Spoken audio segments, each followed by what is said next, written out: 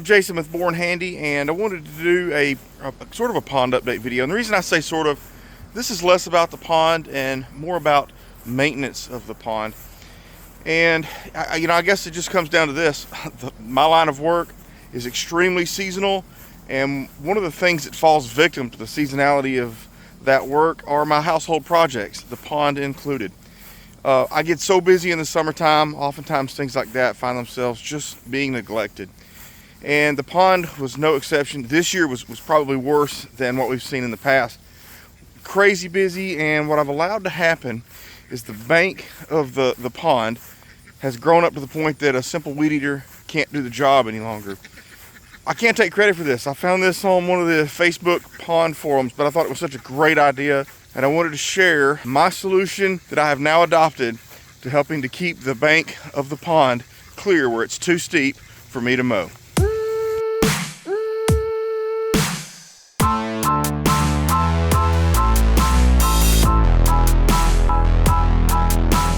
Alright, Dewalt makes a hedge trimmer on a pole.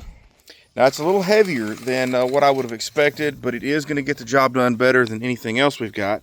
It has an adjustable angle for the trimmer, so you can flip this lever here and go into negative position and back to positive positions and anything in between. You can see there's several little detent positions here. It does come with a strap here, although it doesn't seem to be positioned in the best place, just my opinion. I'm sure it can be moved. It doesn't come with a battery, so I have a lot of Dewalt tools already, and so I have a bunch of batteries laying around. But there were other brands that made these that did come with the battery. So here you can see I'm actually out here trimming with it right now, and this thing blows through the smaller grasses and the thinner things almost like it's not there. But honestly, the weed eater could have done that. The problem, of course, is these larger stalks that are sticking up through here that are absolutely stopping the weed eater from doing its job. So, I'm just going to go ahead and say that, for me at least, this was a must-have. I don't have a tractor, and they make a tractor attachment that'll kind of flop over the side. Well, I don't have a tractor, so the tractor attachment was out for me. As far as I know, there's nothing like that for a lawnmower either. And this bank was just too steep. It was just too steep to get a lawnmower on. So this was, as far as I can tell, the best option that I had. I did manage to go all the way around the back side of the dam, against the water, and I can't tell you for certain about the battery usage because I kept having a problem. Multiple times I actually thought the battery had died. I was actually going to include in the video that this thing really blows through the batteries, but I'm actually not certain that it was a battery issue. Let me show you what the issue I think actually was. I keep losing power to the battery from here, and this piece here is constantly, vibrating itself loose. I'll tighten it up, and you just don't get very far out of it before this thing has vibrated itself loose again. So I'll need to come up with a solution for this, but overall, I'm still very happy with how this thing's working. So now that you've seen that, the question is, of course, well, how much battery does it take? Well, I'm not sure. I would have to let it grow back up and try again to be able to tell you.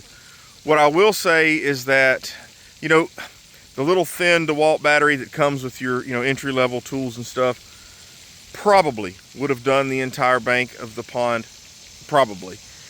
I hate to put a heavier battery on it. This thing was heavy. This thing was a lot heavier than I anticipated.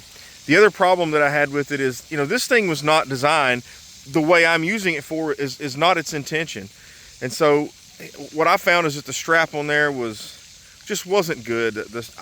It needs a better system for holding it if you're going to be doing this kind of work with it. But still, this was the best tool for the job that I've been able to find. I think maybe if I could get my hands on some old, weed eaters that someone's about to throw away, and maybe those handles can be retrofitted to this thing here would be a good answer.